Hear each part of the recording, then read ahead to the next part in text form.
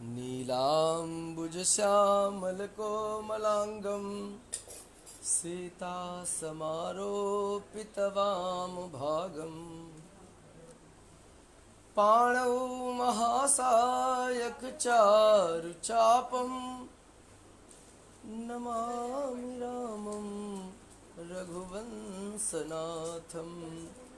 प्रेम से बोलिए श्री सत्यनारायण भगवान की जय। सभी लोग श्रद्धा पूर्वक भगवान जी के चरणों में नमस्कार प्रस्तुत करें।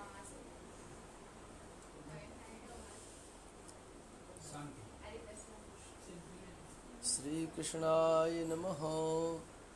श्री कृष्णार्पणम अस्तु। नारायणं नमस्कृत्य नरं चैव नरोत्तमं देवीं सरस्वतीं व्यासं ततो जयमुदीरयेत्। संसार चक्र कुछ ऐसा है कि जीवन में सुख और दुख के क्षण आते जाते रहते हैं। जब कभी हमारे जीवन में दुख की स्थिति बनती है तभी हमारा ध्यान भगवान की तरफ आकर्षित होता है, अन्यथा प्रयासों के बावजूद भी हमारा मन भगवान से नहीं जुड़ पाता। यह खेद का विषय है। भगवान जी ने बड़े यत्न के बाद, बड़े परिश्रम के बाद, बड़े भाग मानुष तन पावा, सुर दुर्लभ सदग्रंथ निगावा। जब बहुत बड़ा भाग्य उदित होता है तब कहीं जाकर के मनुष्य योनि मिलती है, और मनुष्य योनि साधन धाम मोक्ष कर द्वारा पाई न जे परलोक संवारा। देवता भी जहाँ पर लालायित होते हैं कि हमें मनुष्य शरीर की प्राप्ति हो, इसलिए कि बिना मनुष्य योनि मनुष्य शरीर प्राप्त किए मुक्ति मोक्ष निर्वाण कैवल्य संभव ही नहीं है। शास्त्रों में 84 लाख योनियाँ बताई गई हैं। जानकार इसको बांट कर बताते हैं, कितने स्थावर है, इतने जंगम है, कीड़े मकोड़े इत्यादि इत्यादि, इनकी संख्या इतनी है। 84 लाख योनि गिनती के बाद तब कहीं मनुष्य जाति का नंबर आता है। और यह मनुष्य शरीर भगवान ने बहुत बड़ी कृपा है भगवान जी की। अच्छा, मनुष्यों को अपने रूप सौंदर्य बल बुद्धि विद्या का बड़ा अहंकार भी होता है, जबकि अगर ध्यान से देखा जाए तो अन्य जीव जो है वो पुरुषों से कई मामलों में बहुत श्रेष्ठ हैं। अगर ताकत की बात की जाए तो पुरुषों से कहीं अधिक ताकत भगवान ने अलग जीवों को दे रखी है। अगर सुंदरता की भी बात कर ले तो मनुष्यों से कहीं अधिक सुंदर दूसरे जीव जंतु हैं। जब तुलना की जाती है तो मनुष्यों की गिनती कहीं नहीं आती। सुंदरता की जब गिनती बोली हो, चाहे चाल हो, चाहे बाल हो, चाहे खाल हो, कुछ भी हो, तो ये सब दूसरे जीवों के ज़्यादा श्रेष्ठ होते हैं मनुष्यों की अपेक्षा। अच्छा, अगर आप बुद्धि IQ लेवल जिसको बोलते हैं, अगर इसकी भी चर्चा कर ले तो जब मनुष्य फेल होता है तो वहाँ जीव जंतुओं का नंबर लगता है। समझ रहे हैं कहाँ से बात हो रही है? अब तुलनात्मक अगर ध्यान से देखें तो अन्य जीव जंतु पुरुषों की अपेक्षा कहीं अधिक श्रेष्ठ हैं। तब क्यों पुरुष दंभ भरता है कि मैं श्रेष्ठ हूँ? या शास्त्र प्रमाणित क्यों करते हैं कि मनुष्य योनि सबसे सर्वश्रेष्ठ है? इसलिए श्रेष्ठ है मनुष्य कि मनुष्यों के पास भगवान ने विवेक दिया है। यहाँ पर क्या है? विवेक बल है। हमें क्या करना चाहिए, कैसे रहना चाहिए, किस प्रकार की हमारी आचार शैली हो, किस प्रकार की हमारी व्यवहार शैली हो, किस प्रकार से हमारा खान पान हो, बोली भाषाएं हो, घर में, परिवार में, समाज में, घर के बाहर हमारे कैसे व्यवहार हों।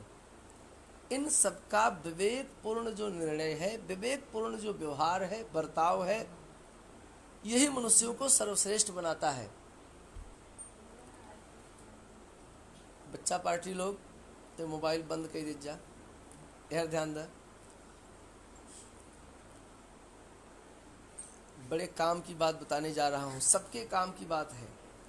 कोई एक व्यक्ति नहीं होगा जो न कह दे कथा के अंत में बताइए पंडित जी आपने काम वाली बात नहीं की है, इसलिए कि इन कथाओं में कोई हवा में लटकने वाली बात बताई ही नहीं जाती। इन कथाओं में जीवन जीने के सूत्र समाहित हैं। किसी भी प्रश्न को लेकर मन में अगर संशय है, मन में निराशा, हताशा, परेशानी है, दीनता, वैकल्यता है, तो जान लीजिए कथाओं में उसका भी समाधान आपको मिलेगा ही मिलेगा। सत्संगति से बहुत बड़ा उपकार होता है। इसलिए जब जब जीवन में समय मिले तब तब इस प्रकार के आयोजनों से जुड़ना चाहिए, या कि अगर कहीं यह समारोह हो रहा है तो वहाँ पर जाकर के उसका सहभागी बनना चाहिए। हमारे शास्त्रों में पूजा पाठ व्रत जप तप को बड़ा गोपनीय बताया गया है। इसको जितना ही गोपनीय करेंगे उतना अधिक फल देता है, और जितना ही इसको आप सार्वजनिक करेंगे उतनी इसकी महत्ता घटती है, खत्म होती है। लेकिन जब कथा का नंबर आता है, कथा की बात चलती है, तो कहते हैं कि आप अपने ब्लड रिलेशन, जो नात रिश्तेदार भाई बंधु हैं, साथ ही साथ जो ज्ञात भी जानकार हैं, सगे संबंधियों के अलावा भी जो अलग से रिश्ते हैं, सबको साथ में लेकर के भगवान जी की कथा करनी चाहिए। अधिक से अधिक लोगों से को जोड़ करके कथा करनी चाहिए, अर्थात अधिक से अधिक लोगों का लाभ मिले, अधिक से अधिक लोगों का कल्याण हो। मैं अपने मूल विषय पर आऊँगा बिना किसी भूमिका के। भगवान जी ने इतनी सुंदर शरीर दी, संरचना की, हर किसी को अपने शरीर पर अभिमान है और होना भी चाहिए। जैसे राह चलता राही रास्ते में कहीं छाया देख करके और उसकी छाया में रुककर थोड़ी देर विश्राम कर लेता है, वैसे ही यह जो अंश स्वरूप जीवात्मा है, अग्नि से जैसे चिंगारी निकलती है, आप लोगों ने देखा होगा जलती हुई अग्नि से चिंगारी निकलती है, तो वैसे ही यह परमात्मा के अंशी के शरीर से यह अंश रूप जीवात्मा परमात्मा से अलग होता है, और जब अलग होता है तो अनेक जन्मों में, अनेक योनियों में जाकर के दुख झेलता है।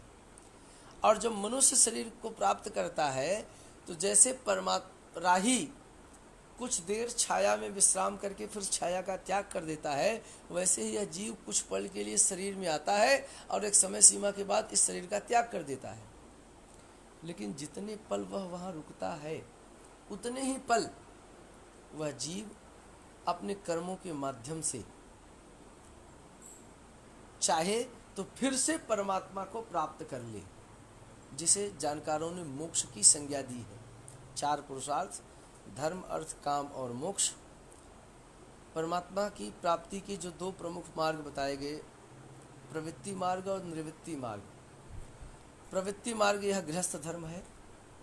ब्रह्मचर्य आश्रम शिक्षा ग्रहण के बाद विवाह करके पत्नी के साथ संवैधानिक पुत्रोत्पत्ति करके जो कुछ भी परिश्रम से, पुरुषार्थ से अर्जित करें वह परमात्मा को समर्पित करके संसार की क्रियाओं में संलिप्त रहते हुए परमात्मा का भजन चिंतन मनन करें। यह प्रवृत्ति मार्ग है, जो भक्ति मार्ग कहा गया, और बड़ा सरल भी है। इस मार्ग पर चल करके बड़ी सरलता से उस परमात्मा को पाया जा सकता है, अर्थात अपने लक्ष्य को सिद्ध किया जा सकता है। दूसरा रास्ता निवृत्ति मार्ग, जो संन्यास मार्ग, ज्ञान मार्ग कहा गया, यह रास्ता बहुत कठिन मार्ग है। अब भगवान ने इस सुंदर शरीर संरचना के बाद बुद्धि बल, विवेक, बुद्धि के साथ साथ इतना स्नेह करता है वह अपने लोगों के ऊपर कि हर घट में, हर व्यक्ति के अंतरात्मा हृदय में जाकर वह विराजमान होता है। ऐसा नहीं करता कि सब कुछ दे दिया तो छोड़ दिया, खुद वहां से हट गया। हर एक जीव के साथ परमात्मा खुद आता है। लेकिन हम और आप इतनी शक्ति, इतनी ताकत देता है कि आप अकेले की नहीं, अपने से जुड़े, अपने जैसे हजारों लोगों की जरूरत हो। आज रतन टाटा, वो भी तो एक सामान्य व्यक्ति ही है, आज संसार में भगवान ने रतन टाटा को भेजा होगा तो किसी दूसरे रास्ते से नहीं भेजा। एक ही प्रकार की क्रिया से संसार में उत्पत्ति होती है, लगभग एक ही प्रकार का खान पान, भोजन, जलवायु, हवा, वही सब ग्रहण करते हैं, ठीक है। लेकिन आज तो इस प्रकार से इतनी शक्ति सामर्थ्य हमें मिलती है कि हम चाहें तो केवल मूर्ख लोग हैं जो खुद के लिए रोते हैं। परमात्मा ने सभी को असीमित शक्ति भंडार के साथ भेजा है, कोई सीमा नहीं है इसकी, लेकिन उसको जानना पड़ेगा, पहचानना पड़ेगा, समझना पड़ेगा और फिर उसके अनुकूल व्यवहार करना पड़ेगा। इतना सब कुछ होने के बाद भगवान ने एक बड़ी विशेष विशेषता क्या रखी है मनुष्यों के साथ, जानते हैं? मनुष्यों की जिह्वा जो है, जीभ को सबके बस में कर दिया है। हम और आप जो कुछ बोलते हैं ना, सोचकर समझकर बड़ी चालाकी से, चतुराई से कुछ बोलते हैं। जो नहीं बोलना चाहते वो नहीं बोलते, जो बोलना चाहते हैं वही बोलते हैं। बात सही है कि जबरदस्ती कोई आपसे बुलवाता है, हम किसी को गाली देते हैं या किसी को सम्मान देते हैं, तो ये जीवा अपने आप थोड़ी निकलती है। हमारी बुद्धि, हमारा विवेक जो आदेश करता है उसको सोचकर समझ करके तब कहीं ये जीवा कुछ बोल पाती है।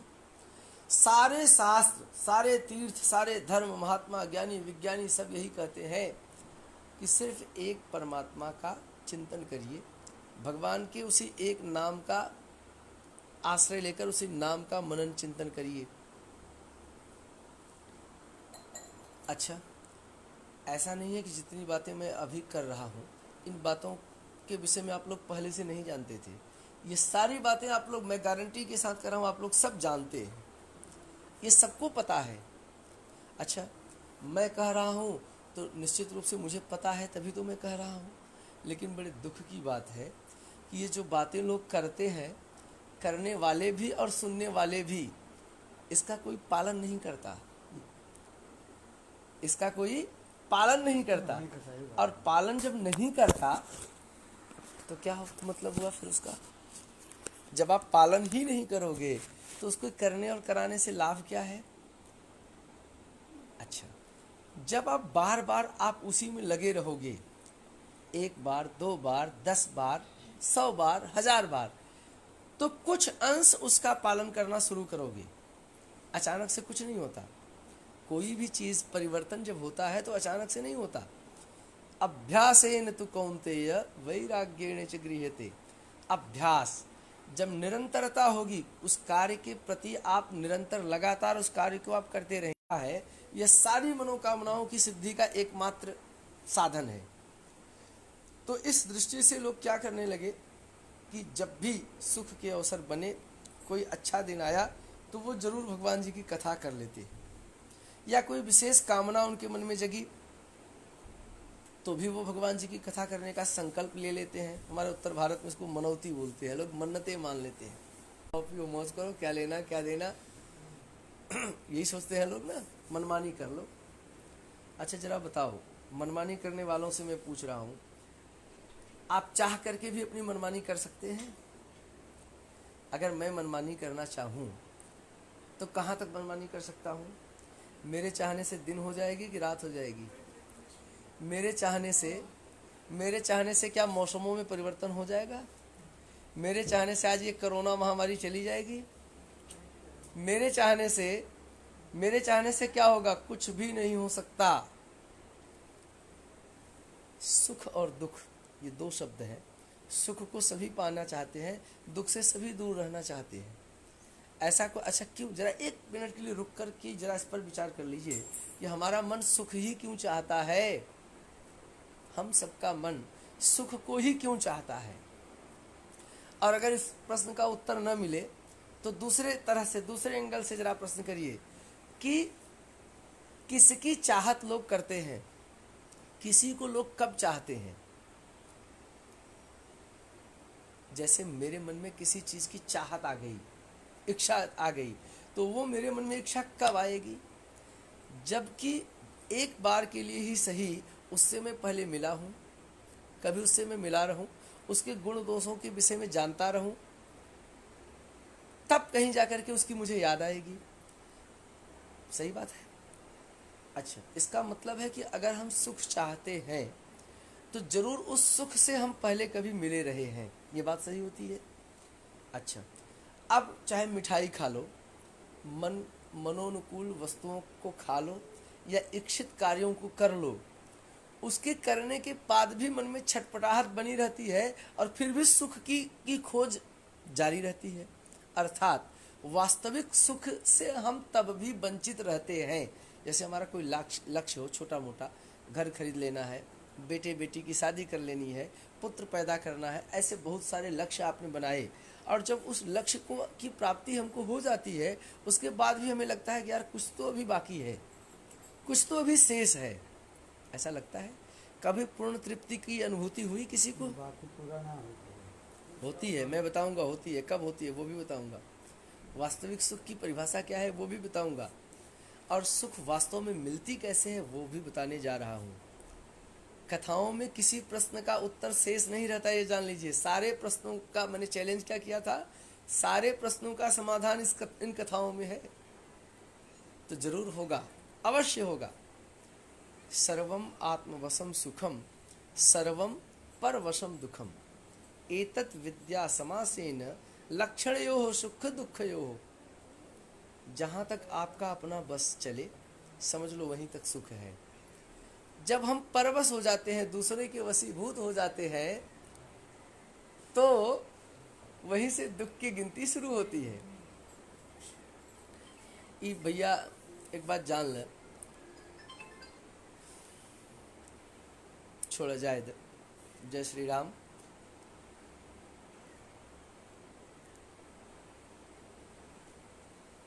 प्रत्येक व्यक्ति के पास ऐसी भगवान ने कला दे रखी है, वो जब चाहे तो किस सारे संसार को अपने वशीभूत कर सकता है। इस शरीर में प्रत्येक व्यक्ति के पास, आप एक अकेला व्यक्ति सारे संसार को झुका सकता है अपने सामने, लेकिन कैसे जानते हैं? पहले उसे खुद झुकना पड़ेगा। सबसे पहले आप किसी के सामने झुकेंगे तो प्रत्युत वो भी आपके सामने जरूर झुकेगा। चलिए अब हम ठीक कथा को प्रारंभ करेंगे बड़े सीमित शब्दों में। प्रेम से बोलिए श्री सत्यनारायण भगवान की जय। कृष्णाय वासुदेवाय हरे परमात्मने प्रणत क्लेशनाशाय गोविंदाय नमो नमः। कभी हमारे यहाँ की बोलचाल की भाषा संस्कृत हुआ करती थी, इसलिए सारे के सारे शास्त्र संस्कृत भाषा में ही आबद्ध रहे, लेकिन कथाओं की जो भाषा हो वो क्षेत्रीय भाषाओं में होनी चाहिए, यानी जनमानस के समझ की भाषा होनी चाहिए। इसलिए कि व्यवहारतन प्रैक्टिकली इसको जीवन में उतारना होता है। जब तक आप इसको सही तरीके से समझेंगे नहीं, तब तक उसका अनुकरण कैसे करेंगे। इसलिए आज की जो कथा होगी, सारांश कथा हिंदी में होगी। आप सभी लोग भगवान जी को प्रणाम करें। समस्त पुराणों के रचयिता भगवान वेद व्यास जी महाराज जगत कल्याण की कामना से उन्होंने 18 महापुराणों की रचना की। उन्हीं में से एक जो स्कंद नाम का पुराण है, उसके रेवा खंड से ली गई ये 5 छोटे अध्यायों वाली कथा, जिसके पहले अध्याय में व्यास जी कहते हैं कि एक बार सूत जी महाराज जैसे ही अपनी नित्य क्रिया से, दिनचर्या से, संध्या वंदन से, होम हवन आदि इत्यादि से निवृत्त होते हैं, वैसे ही जो रोज कथा सुनने आ रहे थे 88,000 शौनक आदि ऋषि, आज पहली बार 88,000 ऋषि सूत जी के पास कथा सुनने के लिए नहीं आए हैं, वो रोज पहले भी आते थे। अच्छा, कथाओं की जो विषय वस्तु होती है वो वर्तमान की आवश्यकताओं पर होनी चाहिए, अर्थात श्रोता के मन में जैसी जिज्ञासा हो, जैसी आवश्यकता हो, उस विषय की कथा होनी चाहिए। श्रोताओं के मन में जैसी जिज्ञासा, बिना श्रोता के कथा नहीं होती। तो 88,000 ऋषि, शौनक आदि 88,000 ऋषि जो रोज कथा सुनने आते थे, वो सूत जी के पास आए और उन्होंने कहा कि प्रभु, आपसे पहले तो आपने हमें बहुत सारे भगवान के रूप, लीला, माधुर्य आदि का बड़ा चित्रण, सुंदर वर्णन किया, कथाएं सुनाई आपने। कृपा करके आज आप हमें जो कथा सुनाओगे वो कुछ ऐसे व्रत के विषय में बताइए, व्रतेन तपसा किंवाम प्राप्यते वांछितम फलम।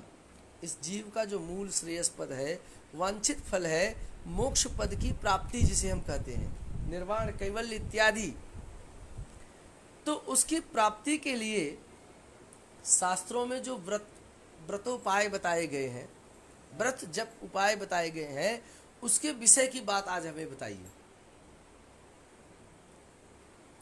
सूत जी के इस सौनक आदि ऋषियों के इस प्रकार से पूछने पर सूत जी महाराज ने कहा कि आज हम आप लोगों को वो कथा सुनाते हैं। कभी यही प्रश्न नारद जी ने भगवान जी से किया था, तो जब प्रश्न एक है तो समाधान भी एक ही होगा, और जब समाधान करने वाले साक्षात नारायण हैं तो उनसे अच्छा समाधान तो कोई नहीं कर सकता। तो सूत जी ने कहा चलो आज आप लोगों को वही कथा सुनाता हूँ। एकदा नारदो योगी परानुग्रह कांक्षया पर्यटन विविधान लोकान मर्त्यलोकम उपागतः। इस ब्रह्मांड में कई लोकाधिलोक हैं, कम से कम 14 लोकों का तो वर्णन मिलता ही है। भूर्भुवः महः जनः तपः सत्यम, 7 लोक ऊपर, तल तल सुतल तलातल रसातल नीचे है। संत सहे दुख परहित लागी, पर दुख हेतु वसंत भागी। संतों का कार्य है समाज में विचरण करना, समाज की बुराई कुरीतियों को दूर करना, समाज में व्याप्त जो कुविद्या कुसंस्कार आदि दोष है उसे समाप्त करना, ज्ञान के प्रकाश से संसार को आलोकित करना, दुखी जनों को सहारा देना, दूसरों के सुख को देखकर प्रसन्न होना, दूसरे के दुख को देख करके दुखी होना। योगी किसको कहा जाता है? योगी कौन हो सकता है? जिसको योग के विषय में पता हो, जिसे योग का मतलब जो जानता हो, या जो योग को साध लिया हो, उसे योगी कहा जा सकता है। और योग की परिभाषा क्या होगी?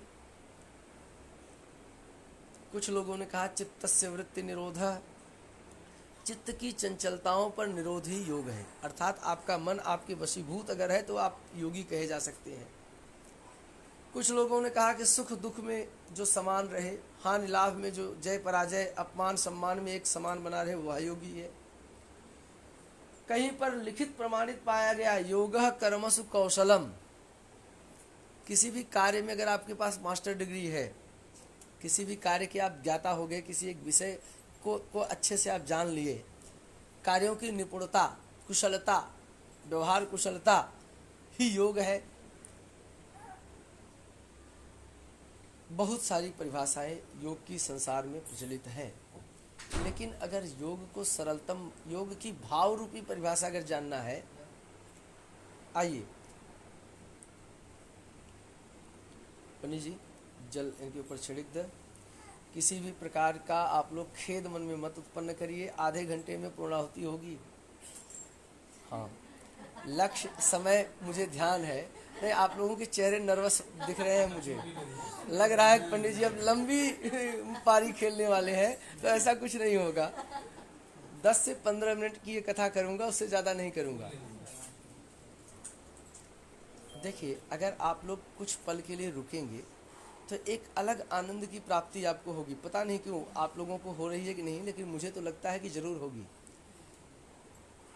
जब माताएं रसोई घर में चावल पकाती हैं तो सारे चावल को पकड़ के नहीं देखती कि ये वाला पका है कि ये वाला पका है कि ये वाला पका है। उसमें से केवल एक चावल लेती हैं और जान जाती हैं कि चावल पक गया है। संसार की गति को अगर जानना है तो आप सरीखा, आप अपने से पहचान कर सकते हैं। जब तक आपके अंदर अनुभूति नहीं होगी, सुखानुभूति नहीं होगी, तब बाहर नहीं होगी। और अगर आपको सुखानुभूति मिल रही है तो फिर मैं कह सकता हूं कि सारे संसार को सुखानुभूति हो रही है।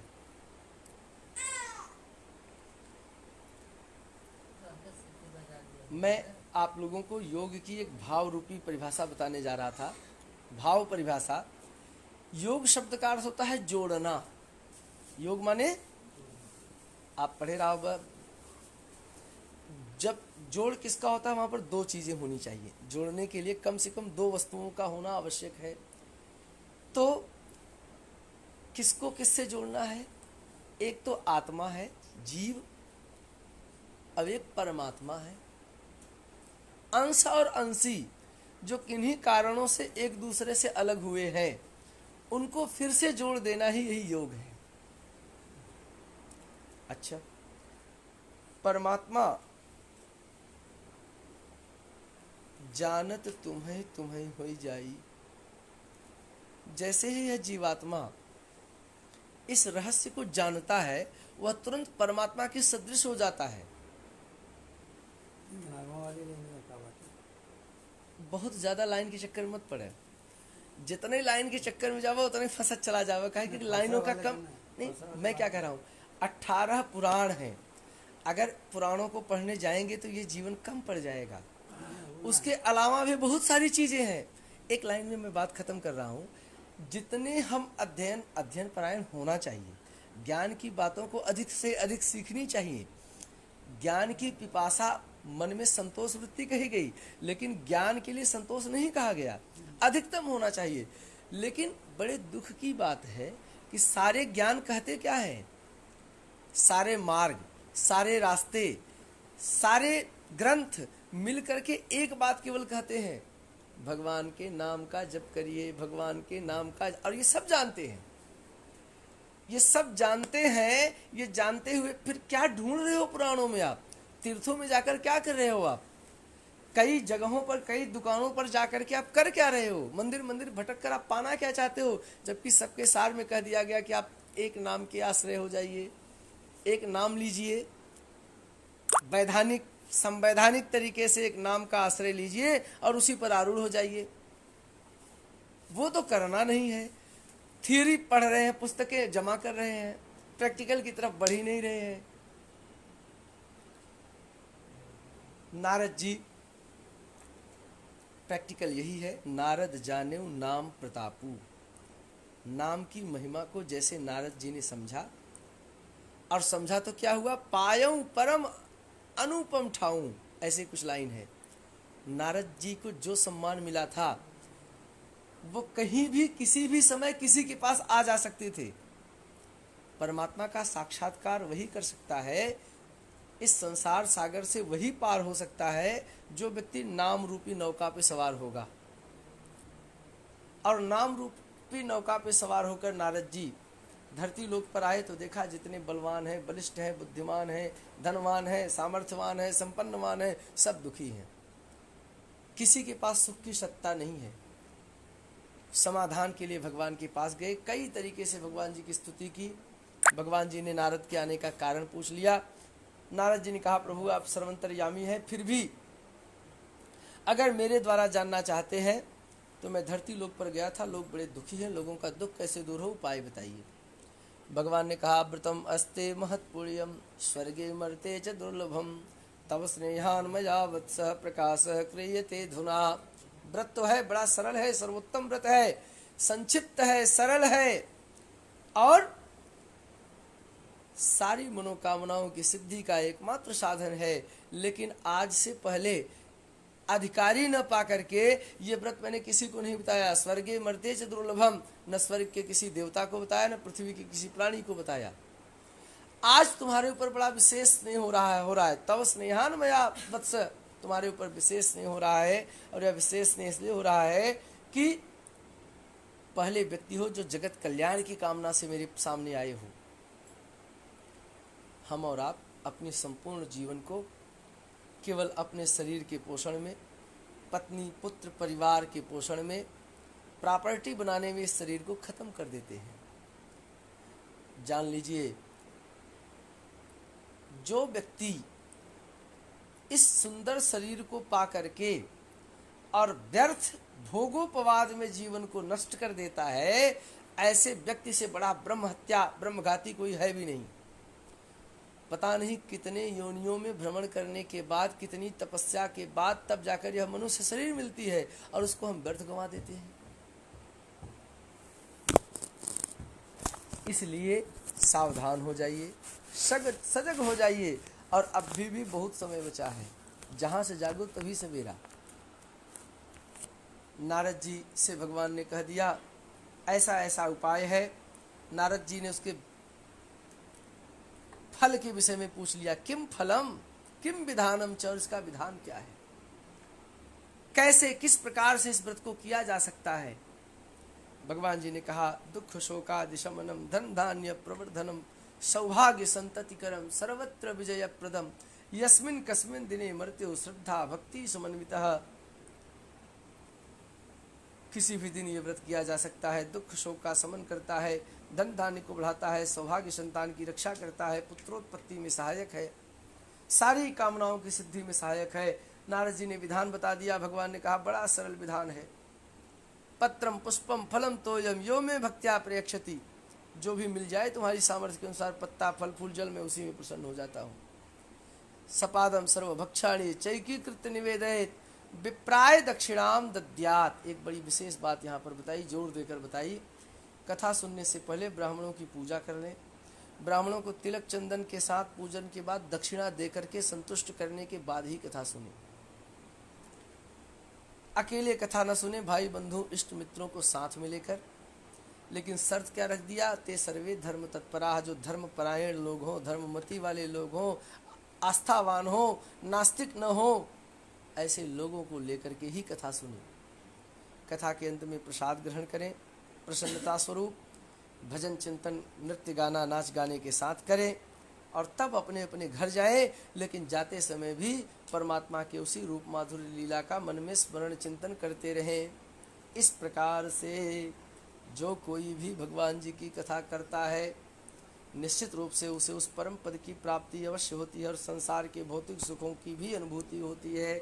यहाँ पर पहला अध्याय भगवान जी महाराज के श्री चरण कमलों में समर्पित हो रहा है। प्रेम से बोलिए श्री सत्यनारायण कृष्णाय वासुदेवाय हरे परमात्मने प्रणत क्लेशनाशाय गोविंदाय नमो नमः। वसुदेव सुतं देवं कंस चाणूरमर्दनं देवकी परमानंदम कृष्णं वंदे जगद्गुरुं। दूसरे अध्याय के लिए पुनः भगवान जी को प्रणाम करिए बारंबार। देखिए, हरि व्यापक सर्वत्र समाना, प्रेम ते प्रगट हो ही मैं जाना। परमात्मा कहाँ नहीं है, हर जगह है, सर्वत्र व्याप्त है। इनका नाम विष्णु है ना। विष्णु शब्द का क्या अर्थ होता है, जो तिनके तिनके में व्याप्त हो। त्रिविक्रम है ये, किसी भी समय कहीं भी उपस्थित हो सकते हैं। लेकिन इनको अगर प्रकट करना है, इनकी अनुभूति करना है, तो प्रेम जागृत करना होगा। परमात्मा को अगर पाना है तो केवल और केवल प्रेम से ही पाया जा सकता है। अब शेष जो 4 अध्याय हैं, इन 4 अध्यायों में आपको कथा जो सुनाई जाएगी, किसी ब्राह्मण की कथा सुनाई जाएगी, किसी शूद्र की कथा आएगी, एक क्षत्रिय की कथा आएगी, और एक बनिया की कथा आएगी। हमारे समाज के जो 4 मूल स्तंभ हैं, ब्राह्मण, क्षत्रिय, वैश्य और शूद्र, ये कोई वर्ण न होकर के प्रवृत्तियां हैं। और जैसा कि मैंने पहले आपको बताया था, ये गुण है, मौलिक गुण है प्रकृति के, सतोगुण, रजोगुण, तमोगुण। त्याग, दया, ममता, परोपकार, सदाचार, सुसंस्कार की भावनाओं से जो ओतप्रोत था, वही ब्राह्मण था। जो संपूर्ण समाज को पुत्रवत स्नेह करता था, अपने पुत्र में, सगे पुत्र में और शिष्य में जो कोई भेद नहीं करता था, वह ब्राह्मण होता था। जो दधीच जैसा, दधीच की कथा जानते हैं, 32 वर्ष की अवस्था में इंद्र आ गए मांगने के लिए, एक हड्डी दीजिए, वृत्तासुर को मारना है, और पत्नी प्रेग्नेंट थी, दूसरा कोई सहारा नहीं था। और बड़ी अच्छी तरीके से जानते हैं कि उस समय सती प्रथा थी, पतियों के न रहने पर पत्नी एक क्षण की देरी नहीं की, दधीच ने कहा ले लीजिए हड्डी। और जैसे ही पत्नी को पता चला कि दधीच खत्म हो गए, तो पेट फाड़ करके बेटे को पीपल के पेड़ के पास रख के माता भी सती हो गई। ब्राह्मण ऐसा होता था। क्षत्रिय, छात्र वृत्तियां जिसके अंदर थी। जब जब समाज के ऊपर संकट आया, तो क्षत्रियों ने कहा, पंडित जी जरा इस बार संतानें ब्राह्मण, क्षत्रिय, वैश्य और शूद्र संभव थी। चातुर्वर्ण्यम मया सृष्टम गुण कर्म विभाग से, सैद्धांतिक रूप से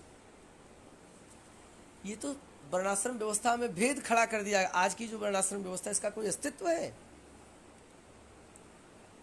क्या अस्तित्व है बताइए? किसी ब्राह्मणों में ब्राह्मणोचित गुण रह गए? क्षत्रियों में क्षत्रिय व्यवहार रह गया। बनिया, आज सारा संसार बनिया बनना चाह रहा है। यहां तक कि शूद्रवत व्यवहार के लिए झगड़े हो रहे हैं। शूद्रवत आचरण में सब संलिप्त हो गया।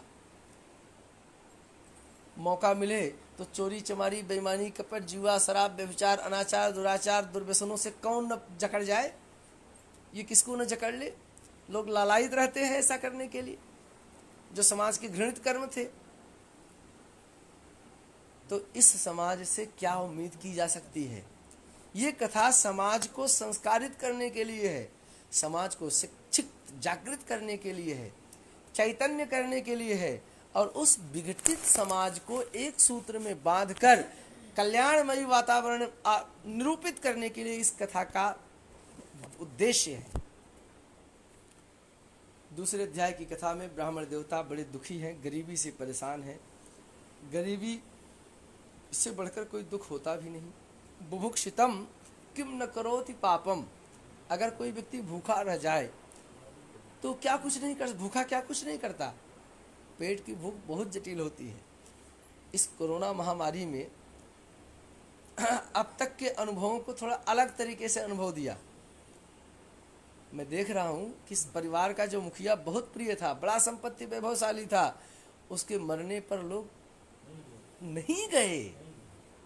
कितनी विकट स्थिति है। 1 घंटे में लोग भूल जाते हैं, जो अभिमान करते हैं जन्म भर मेरा बेटा खाएगा, मेरा बेटे के लिए बना रहा हूँ, बहू के लिए बना रहा हूँ, बेटा बेटा बहू बहू करते लोग मर जा रहे हैं, और 1 घंटे के दिखावा के लिए कोई नहीं आ रहा है। इतनी विकट स्थिति खड़ी हो गई है। इसलिए भैया समझ जाइए, सावधान हो जाइए। वास्तविकता जो है कोई साथ नहीं चलने वाला। लोग ले जाएंगे, चिता पे रखकर जला देंगे, बहुत कुछ सिखाया है उत्तरकांड में, तो लिखा है। दूसरा कुछ नहीं होने वाला है। चलिए दूसरे अध्याय में की कथा भगवान के चरणों में परिपूर्ण होती है। बोलिए यज्ञ नारायण भगवान की जय। चढ़ाइए भैया, शंख बजा दीजिए महाराज जी। श्री सत्यनारायणाय नमः। तीसरे अध्याय की कथा भी कृष्णाय वासुदेवाय हरे परमात्मने प्रणत क्लेशनाशाय गोविंदाय नमो नमः। तीसरा अध्याय और सूक्ष्म है। तीसरा अध्याय अच्छा ज्यादा सूक्ष्म हो गया। तो चलिए दूसरे अध्याय की कथा में ब्राह्मण देवता अपने निर्धनता से निराश हैं, दुखी हैं। भगवान जिनको ब्राह्मण बहुत अधिक प्यारे हैं, ब्राह्मणों से अधिक स्नेह भगवान क्यों करते हैं? इसलिए कि ब्राह्मणों के 6 ही प्रमुख कार्य हैं। यज्ञ करना, करवाना, अध्ययन करना, अध्यापन करना, दान लेना और दान देना। देखिए, जब भी हम अपने आप को निराश, हताश या परेशान समझते हैं तो व्यक्ति को ध्यान से रुक करके तनिक अपनी परिस्थितियों पे विचार करना चाहिए।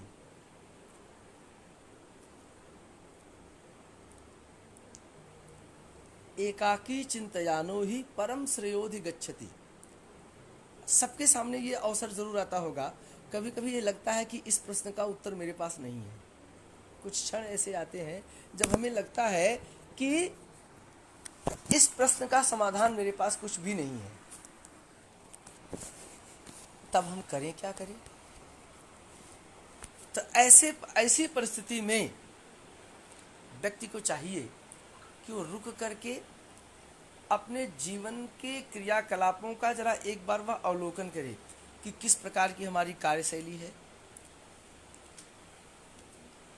यत्ने कृते यज्ञ सिद्ध्यति कोत्र दोषः। अपनी ताकत से, अपने बस से तो सभी प्रयास करते हैं। हर व्यक्ति ये चाहता है कि मेरी जीवन शैली सही तरीके से रहे। लोग प्रयास भी करते हैं, और प्रयास करने के बाद भी अगर मन के अनुकूल सामने प्रतिफल नहीं मिलता तो लोग निराश, हताश हो जाते हैं और विकृत रूप को प्राप्त होते हैं। लेकिन वहाँ पर जो बुद्धिमान है उनको क्या चाहिए कि रुक करके विचार करें कि किस कारण से हमारे जीवन में इस प्रकार से विपरीत फल मिल रहा है, और उसके लिए आपको करना क्या होगा। तो ब्राह्मे मुहूर्ते बुद्ध्येत धर्मार्थौ चानुचिंतयेत कायः क्लेशांश्च तन्मूलान् वेद तत्वार्थ चिंतित, आपको ब्राह्म मुहूर्त में जगना होगा। ये संभव नहीं है आज के लिए, मोबाइल के समय में। अच्छा चलो, जब जागे तभी सवेरा मान लो, रुक जाओ। ब्राह्म मुहूर्त किस लिए कहा गया? Without any disturbance. अगर आप अपने जीवन को देखें तो न नहाते समय, न खाते समय, न सोते समय, न जगते समय, न चलते समय, किसी भी परिस्थिति में आप एकांत की स्थिति में नहीं है। और जीवन में एकांत होना बहुत जरूरी है। यह दिमाग जो है ना, इसकी भी एक फ्रीक्वेंसी है। एक अलग परिस्थिति में, अलग फ्रीक्वेंसी में, अलग अलग तरीके से सोचने की इसकी क्षमता है। आप पहली गियर में गाड़ी, आप पहली गियर में चला रहे हैं और अपेक्षा रखते हैं कि 80 की स्पीड में चले। सबके लिए निश्चित समय विधियां बताई है ना, किस स्पीड में रहने पर कौन सा गियर लगाना पड़ता है। अगर वास्तविक जीवन में कुछ चमत्कारिक परिवर्तन लाना है तो आपको एकांत रूपी गियर लगाना पड़ेगा, अपने आप को एकांत में ले जाना होगा। उदाहरण के लिए, जब आप लोग टॉयलेट में जाते होंगे, कभी फील करिए, बाद में करिए, कभी बाथरूम में होते हों तो जरा देखिए दिमाग कितना तेज चलता है उस समय। आजकल उतने ही समय एकांत मिलता है लोगों को, नहीं तो मोबाइल है। अच्छा, शिकायतें हैं, अरे देर से उठा, देर से ऑफिस पहुंचा, काम नहीं पूरा हुआ, घर आने में देर हो गया, सोने में देर हो गया, जगने में देर हो गया। देर तो हर जगह हो रहा है। क्रिया शैली बिगड़ गई है, आचार शैली बिगड़ गई है। हमारी जैसी सोच बिगड़ती है तो सब बिगड़ता है, सोच सुधरती है तो सब सुधरता है। जब हमारी सोच और धारणाएं सही होंगी, जैसा व्यक्ति सोचता है वैसे ही उसके क्रियाकलाप होते हैं, तो हमारी कार्यप्रणाली बदलेगी। सही कार्यप्रणाली का सही उत्तर होगा, रिजल्ट होगा, गलत कार्यप्रणाली का गलत उत्तर होगा, गलत रिजल्ट होगा। ब्राह्मण देवता दुखी देखकर भगवान स्वयं प्रकट होते हैं बूढ़े ब्राह्मण के रूप में। क्यों दुखी हो? कारण क्या है? क्या तुम्हारी कार्यशैली है? क्या तुम्हारी प्रणाली है? अपने कर्म मार्ग से तुम च्युत हो रहे हो। भगवान का भजन करो, चिंतन करो, यजन करो। आदेश दिया, रास्ता बताया, उपाय बताया, उनके मन में बात जच गई, लग गए, रास्ते से लग गए तो परिस्थितियां भी बदलने लगी। परिस्थितियां जब बदली तो रॉयल्टी, कृतज्ञता देने के लिए मासी मासी व्रतम कृतम, महीने का अंतिम पूर्णिमा तिथि के दिन भगवान जी का व्रत करने लगे। और उनको देख करके एक इलिटरेट, गंवार, निरक्षर, मूर्ख, शूद्र, भील जाति का लकड़ी बेचने वाला, देख करके उसके मन में श्रद्धा जगी, वो भी भगवान जी की कथा करता है। और उस व्रत के प्रभाव से धन पुत्रान्वितो भवेत, इह लोके सुखम भूत्वा चांते सत्यपुरम व्रजत। धन और पुत्र, स्त्री, धन पुत्र आदि का लाभ पाते हुए अंत में भगवत धाम का अधिकारी हो गया। ये दूसरे अध्याय की कथा का सारांश रहा। तीसरे अध्याय की कथा में बताते हैं, आसीत् तुंगध्वजो राजा प्रजापालन तत्परः, जितेन्द्रियः सत्यवादी यौ देवालयं प्रति, दिने दिने धिनं दत्त्वा द्विजान् सन्तोषयत् सुधे, भार्या तस्य प्रमुग्धा च सरोजवदना सते, भद्रशीला नदी तीरे सत्यस्य व्रतमाचरत्। एक राजा है बेचारे, बड़े जितेंद्रिय हैं, सत्यवादी, राजाओं वाले सारे गुण हैं। दान पुण्य करते हैं, ब्राह्मणों की सेवा करते हैं, प्रजापालक हैं, भक्त वत्सल है, जिसकी बड़ी सुंदर सुशीला पत्नी है, पातिव्रत धर्म परायण है। ऐसी पत्नी को साथ में लेकर के भद्रशिला नदी के किनारे वो राजा भगवान जी की दिव्य कथा सुन रहा है। कथा चूंकि सायंकालीन समयों में सुननी चाहिए। एक बनिया उस रास्ते से जा रहा था। वैश्य मनोरथ पायो श्रद्धा तज दीन्ही, सो फल भोग्यो प्रभु जी फिर स्तुति कीन्ही। इस एक लाइन में दोनों अध्यायों की कथा आ जाती है, तीसरे अध्याय और चौथे अध्याय की कथा। बनिया मतलब जो हानि लाभ का विचार करके काम करे। अगर ध्यान से देखा जाए तो सारा समाज एक हाथ में हम तौलते हैं, इतना खर्च होगा, इस कार्य से जुड़ने जा रहे हैं तो इतना खर्चा होगा, तो उससे कितना लाभ मिलेगा। जब समझ में बात आती है तब कहीं जाकर के वो काम होता है। बनिया संकल्प लेता है। मुख्य इसका संदेश क्या है, इस कथा का संदेश क्या है? जीवन में अगर हम कोई संकल्पों से जुड़े, किन्हीं संकल्पों से अगर हम जुड़ते हैं तो उन संकल्पों में हमको विकल्प का समावेश नहीं करना चाहिए। हम करते क्या है, जब हम संकट में होते हैं, गाढ़ जेके कहते हैं ना, गाढ़ शब्द कर जाना था, जब गाढ़े जी परत है तो फटाक से दुनिया भर एक संकल्प मनैले थे। अब जैसे ही धोकर छूटत है तैसे ही तू कहाँ हो हम कहाँ, तुरंत वह विकल्प खोज लेता है क्रिया का। जब हम संकल्पों में विकल्प जोड़ेंगे तो जीवन में परेशान होंगे। इसलिए संकल्प किसी गाइडलाइन पर लेना चाहिए, किसी ट्रेनर, योग्य गुरु, मार्गदर्शक की शरण में जाकर के संकल्प लेना चाहिए। अकेले संकल्प लेने का विधान नहीं है।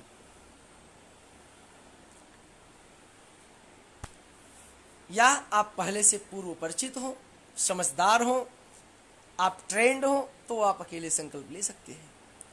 संकल्प लेते समय भी बहुत सारी शर्तें हैं, उसकी मर्यादाएं हैं।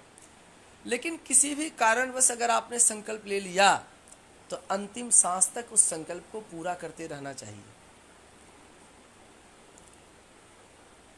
भगवान भी ऐसे लोगों की सहायता करता है। संकल्पेन सिद्धि स्यात्, अगर दृढ़ इच्छा शक्ति, संकल्प, आस्था, विश्वास, समर्पण, निष्ठा, लगन, तत्परता के साथ कार्य किया जाए तो परमात्मा अवश्य वहां पर सिद्धि, सफलता प्रदान करते हैं। बनिया ने कहा मुझे कोई संतान नहीं है, हो जाएगी तो मैं भी कथा कर लूंगा। संतान हो गई और टाल देता है। विवाह समय तस्याः करिष्यामि व्रतम प्रिये, जब इसका विवाह करूंगा तब कथा कर लूंगा।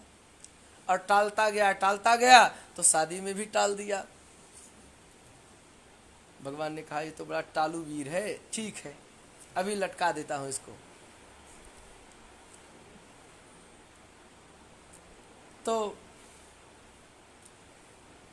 उसके ऊपर एक लांछन लगा दिया, अभियोग लगा दिया, कारागारे विचारतः, विचाराधीन कैदी के रूप में जेल में चला गया। राष्ट्रद्रोह लगा। जिस देश में गया था व्यापार करने, वहाँ उसके ऊपर चोरी का इल्जाम लग गया, अभियोग लगा। और राष्ट्र की संपत्ति के साथ छेड़छाड़ करने के कारण कोई विदेशी आकर हमारे देश में अगर कुछ करे तो ऐसे लोगों को या तो आजीवन कारावास या फांसी मिलती है, मुक्ति नहीं मिलती।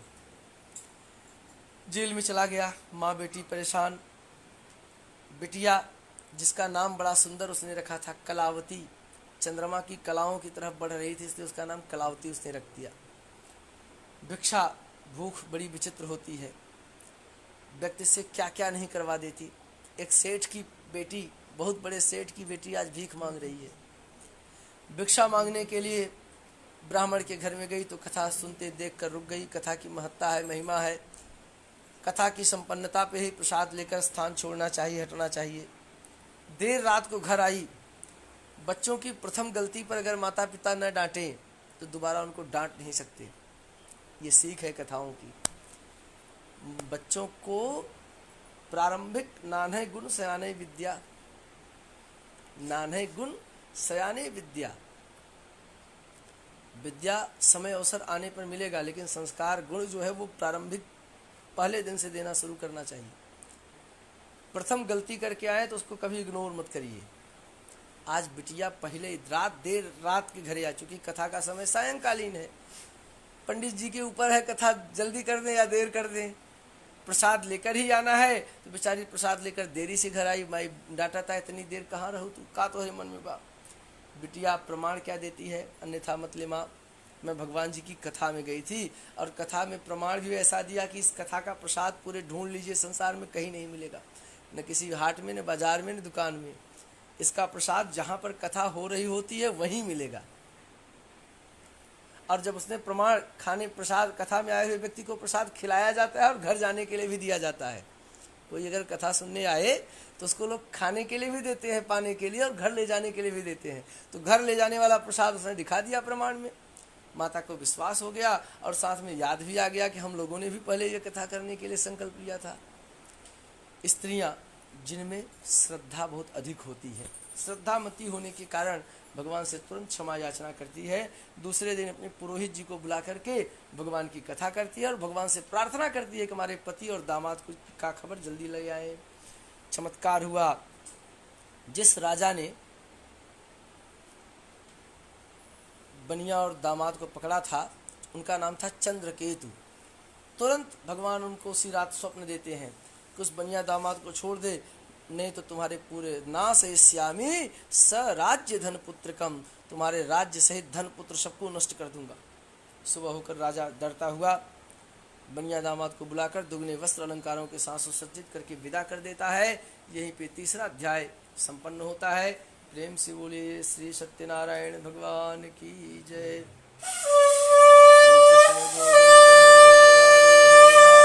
नारायण वासुदेव गृहे गृहे गोपवधू कदम्बा सर्वे मिलित्वा समवाप्य योगम दध्यादिकं मोहवसादवोचत् गोविंद दामोदर माधवेति।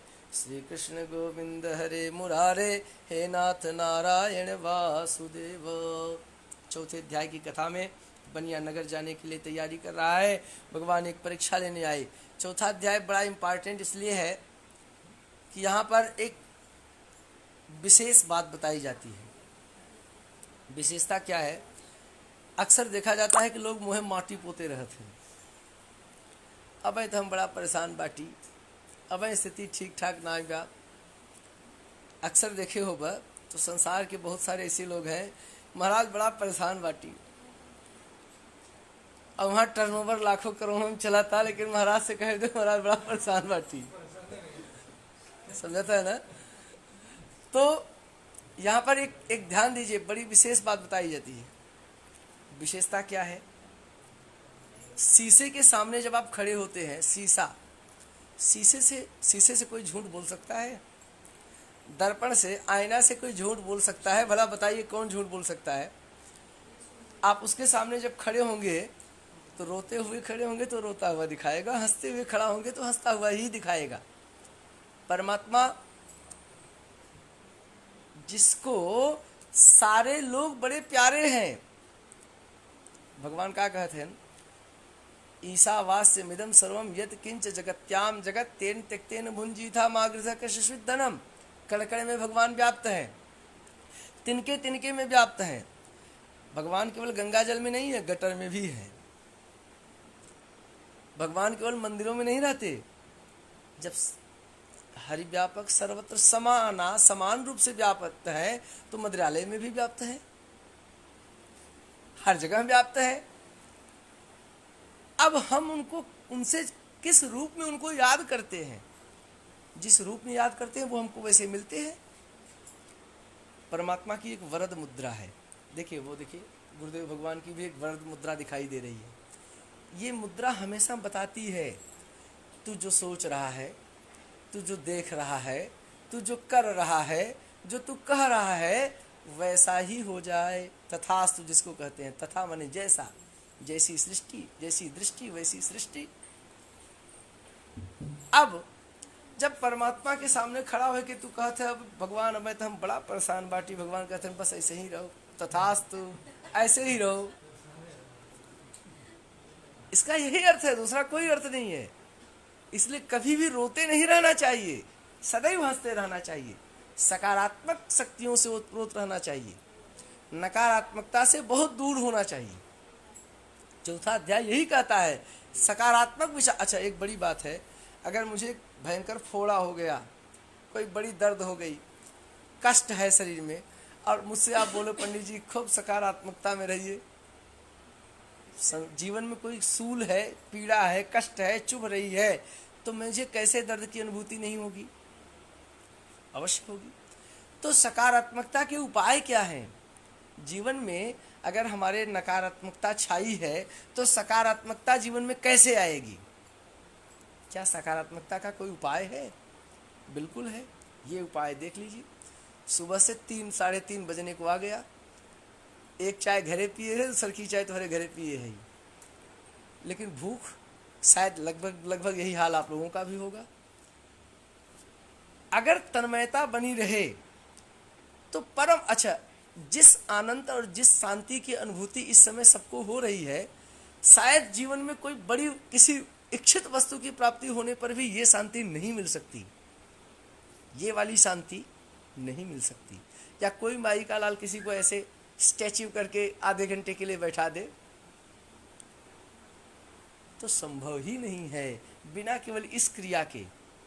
तो एक रास्ता तो ये हो गया, मान लीजिए कुछ कारण ऐसे बनते हैं कि हमेशा ऐसे उपक्रम जीवन में नहीं हो सकते, इस प्रकार के कृत्य, इस प्रकार का माहौल रोज तो नहीं बन सकता, और रोज नहीं बनेगा तो ये भाव रोज नहीं रहेंगे। तो ये न के न विधि कीन्हे दाना, धर्म के 4 पद हैं, सत्य, दया, तप और दान। सत्य, सत्य के आचरण से प्रतिष्ठित होना होगा, ये पहला रास्ता है। जो लोग करना नहीं चाहते, इनके तो कल युग में टूट गया है ना। टूट गल हो तो तोड़ दे हई तब टूट गल हो। हम तोड़ देले हई तब टूट गल हो, न तोड़ले हुई तो काहे टूटत। आप बताइए, सत्य में कौन रहना चाहता है? केवल मन से सोच लीजिए, मत रहिए, मैं रहने के लिए नहीं कर रहा हूं। मन से सोचिए, मन ही नहीं सोचता। सत्य के रास्ते पर चलने के लिए हमारा मन तैयार होता है। दयार्द भावनाएं कब हमारे मन में आती है? जब तक मैं उसमें इन्वॉल्व नहीं होता।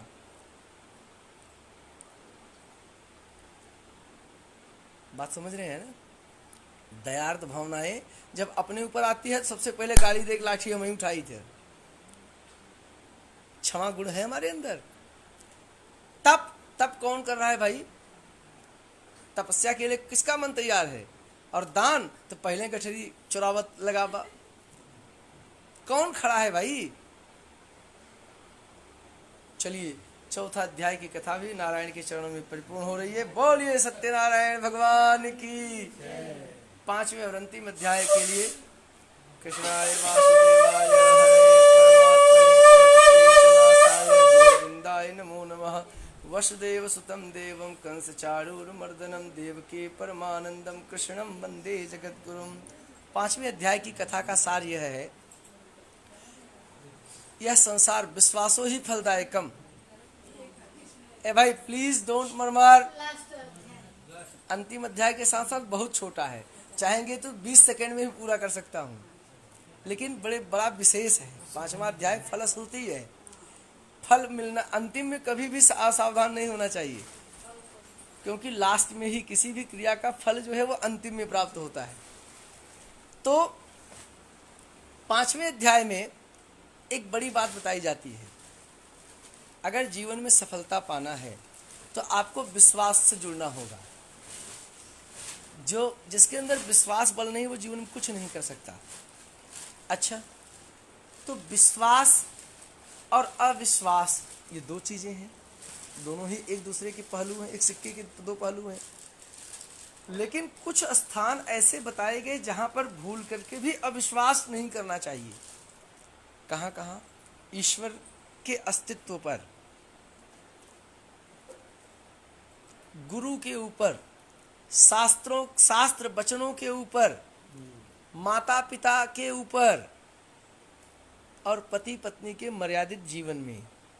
अगर कोई मूर्ख अविश्वास खड़ा कर दे तो उसका नाश होने में जरा सी देरी नहीं लगती, तुरंत उसका नाश हो जाता है, पतन हो जाता है, अगर इन स्थानों पर कोई अविश्वास करता है। इसलिए जीवन में अगर सफलता का कोई मंत्र है तो वह है विश्वास। विश्वास के साथ आगे बढ़ना चाहिए। 5वें अध्याय की कथा का यही सारांश रहा। एक कथा सुनाई जाती है इसके बदले में कि एक राजा है, जंगल में शिकार खेलने जाते हैं, कई ग्वाले कथा सुन रहे होते हैं, किसी ने राजा को प्रणाम नहीं किया। कथाओं की नियम मर्यादाएं अलग हैं। केवल गुरु के आने पर आप उठ सकते हैं, प्रणाम कर सकते हैं, अन्यथा कथा से अगर आपका ध्यान हटता है तो वो कथा भंग मान ली जाती है। इस दृष्टिकोण से, इस पैमाने पर देखें तो कौन कथा सही तरीके से कर पा रहा है? राजा दर्प बस, घमंड बस, न गत्वा न मांस, न तो गया न दूर से ही भगवान को प्रणाम किया। परिणामतः स्थिति विकट दिखी। तो पश्चाताप करता हुआ राजा पुनः जंगल में आता है और उन्हीं यादवों यदुवंशियों के साथ विधिवत भगवान की कथा करता है, तो उसके मनोनुकूल फल प्राप्त होते हैं। जिन जिन लोगों ने भगवान जी की कथाएं की, उनके दूसरे जन्म की कथा को बताते हुए कहते हैं कि ब्राह्मण देवता सुदामा हो गए, लकड़हारा गुहराज हुआ, राजा दशरथ हुए, वैश्य मूरध्वज नाम का साधु हुआ, दशरथ के बाद जो राजा पत्नी के साथ नदी के किनारे बैठ करके कथा सुन रहे थे, जिसको बनिया देख करके संकल्प लेता था, श्री रंगनाथम संपूज्य श्री वैकुंठम तदागमित भगवान रंगनाथ की पूजा की तो ब्रह्म को ही पुत्र के रूप में पाया और तब जाके कल्याण हुआ। ऐसे जितने सारे लोगों ने भगवान जी की कथाएं की है, सब इस संसार के भौतिक सुखों को प्राप्त करते हुए अंत में जरूर परमात्मा के चरणों को प्राप्त होंगे। इस विश्वास के साथ आज की ये कथा भगवान जी के चरणों में परिपूर्ण हो रही है। प्रेम से बोलिए श्री सत्यनारायण भगवान की जय। कृष्णाय वासुदेवाय हरे परमात्मने प्रणत क्लेशनाशाय गोविंदाय नमो नमः। वसुदेवसुतं देवं कंसचाणूरमर्दनं देवकी परमानंदं कृष्णं वंदे जगद्गुरुं। नीलाम्बुजश्यामलकोमलांगं सीतासमारोपितवामभागं पाणौ महासायकचारुचापं नमामि रामं रघुवंशनाथं। बोलिए कृष्ण कन्हैया लाल की जय। श्री सत्यनारायण भगवान की जय।